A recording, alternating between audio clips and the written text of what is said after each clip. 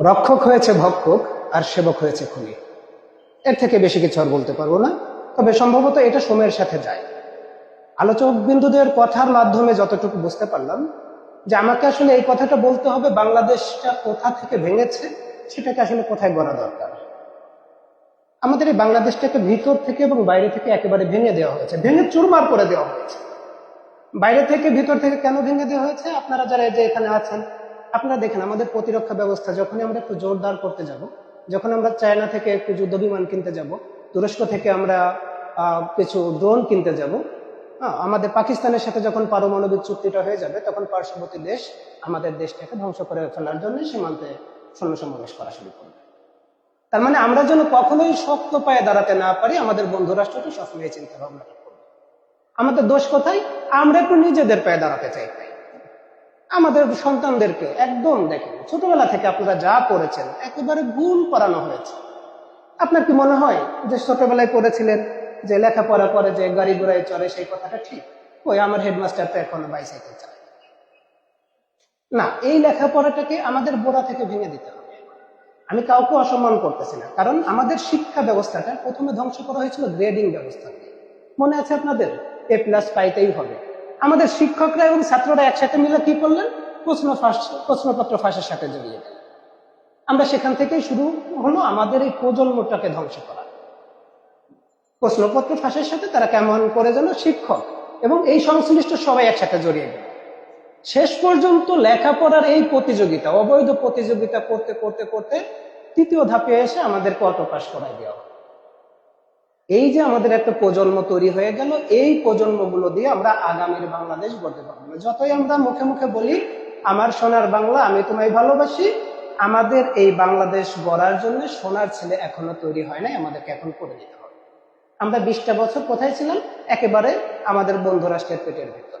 তারা আমাদেরকে যেভাবে কারিকুলাম তৈরি করে দিয়েছে, যেভাবে আমাদেরকে পড়ালেখা করতে দিয়ে বলা হয়েছে, সেভাবে করেছে। আমার সন্তানই দেখেছি আলু ভর্তা করে নিয়ে যাচ্ছে স্কুলে, ওই দুটো ঝাড়ু বানায় নিয়ে গেছে স্কুলে। দেখেছেন তো আপনারা নাকি? আমিও দেখেছি এগুলো। আমাদের সব থেকে বড় যে সমস্যাটা হয়ে গেছে সেটা হলো আমাদের মহান মুক্তিযুদ্ধের পর থেকে বাংলাদেশের জনসংখ্যাটা খুব বেড়েছে, মানুষটা খুব বেশি কমে গেছে। কারণ আমরা নিজেদের পায়ে যখনই দাঁড়াতে গেছি, তখনই বাইরের কান্ট্রির কেউ একজন এসে মনে করেছে আমাদের পছন্দের একজন মানুষ এখানে থাকলে আমাদের মনে হয় আর কোনো সমস্যা হবে না। সমস্যাটা হয়ে গেছে আমাদের। আমি যদি এখন সত্যি করে বলতে চাই যে আগামীর বাংলাদেশ গড়তে হলে কি করতে হবে, এই কথাটা একটু পাগলামি হয়ে যাবে, তারপরে বলে চাই আমার চিন্তা ভাবনা যেটা, আমাদের শিক্ষা প্রতিষ্ঠানগুলো একেবারেই 1 বছরের জন্য বন্ধ করে দিতে হবে। বন্ধ করে দিয়ে কি করতে হবে? আমাদের বাইরে থেকে শিক্ষক হায়ার করে এনে প্রথমে শিক্ষকদেরকে, এই যে আমি যে বললাম যে 3টা ধাপে আমাদের শিক্ষা ব্যবস্থাকে ধ্বংস করা হলো, শিক্ষক হায়ার করে আমাদের শিক্ষকদেরকে একেবারে মূল শিক্ষায় চলে আসতে হবে। কোথায়? আমাদের বাচ্চাদেরকে কোডিং এ নিয়ে আসতে হবে, আমাদের বাচ্চাদেরকে মেডিকেল কোডিং এ নিয়ে আসতে হবে, আমাদের বাংলাদেশ বাচ্চাদেরকে কিভাবে আগামীর বাংলাদেশকে সুরক্ষিত করা যায়, সেটা অস্ত্র দিয়ে হোক, সেটা বুদ্ধি দিয়ে হোক, সেটা যুক্তি দিয়ে হোক, এই শিক্ষায় শিক্ষিত করতে হবে। তাহলে কি করবেন? আর আমাদের যারা আছে, দেখেন 7 কলেজের শিক্ষার্থীদের আপনারা দেখেছেন যে বিভিন্ন সময় রাস্তা বন্ধ করে, আপনারা দেখেছেন যে মোটামুটি ভাবে অবরোধ করে একটা আন্দোলন করেছে। এদেরকে কি করবেন? এদেরকে একটু কষ্ট করে 6 মাসের জন্য, মাত্র 6 মাসের জন্য সেনাবাহিনীর কাছে দিয়ে দিবে। এরা কি করবে? যে নিজেদের মতো করে সেনাবাহিনীর ভিতর দেখবেন মেডিকেল কোর আছে, এরপরে ওনাদের ভেতর ইঞ্জিনিয়ারিং কোর আছে, বেঙ্গল আছে, এনারা কি করবেন? এদেরকে তৈরি করে দেবে। যারা মনে করবে যে না আমরা বাংলাদেশে ভালো কিছু করতে পারবো, তারা বাংলাদেশে থাকবে। আর যারা মনে করবে যে না আমরা বাংলাদেশে থাকতে পারবো না, আমাদেরকে বাইরে যেতে হবে, তাদেরকে বাইরে পাঠিয়ে দিন। দেখবেন যে আমাদের একটা প্রজন্ম মাত্র 6 মাসে দাঁড় করানো সম্ভব। এরা যদি এই বিশ্ববিদ্যালয়ে পড়ে, এরকম কলেজেই পড়ে, এরকম পড়তেই থাকবে, বছরের পর বছর পড়তেই থাকবে, শেষ পর্যন্ত দেখা যাবে কি এদের থেকে শুধুমাত্র আমরা কিছু বেকার পাচ্ছি। আমরা বেকার পাবো, আমরা আসলে যে শক্তিশালী যে আমরা একটা জনবল চাই সেটা আমরা আর পাচ্ছি না। দেখেন ঢাকা শহরে সেদিন দেখলাম যে একটা ব্যানারে মিছিল হচ্ছে, একটা আলোচনা অনুষ্ঠান হচ্ছে। সেটা কি? রিক্সা, অটো, ভ্যান চালক আছে না, এনাদের একটা সমিতিও নাকি আছে। বাংলাদেশে যেখানে আপনি পা ফেলার জায়গা পাচ্ছেন না, ঢাকা শহরে এদের আবার একটা সমিতি আছে। আপনি যদি শুধুমাত্র একটু চিন্তা ভাবনা করেন যে ঠিক আছে আমরা মাত্র 5 থেকে 7 হাজার কোটি টাকা এদেরকে 5 লক্ষ টাকা 10 লক্ষ টাকা করে লোন দিয়ে দিব, একদম 2% ইন্টারেস্টে। এদেরকে 3 মাসের জন্য আধুনিক কৃষি সম্পর্কে আমরা এদেরকে শুধুমাত্র একটু শিক্ষা দিব, 3 মাসের জন্য এদেরকে গ্রামে পাঠিয়ে দেন।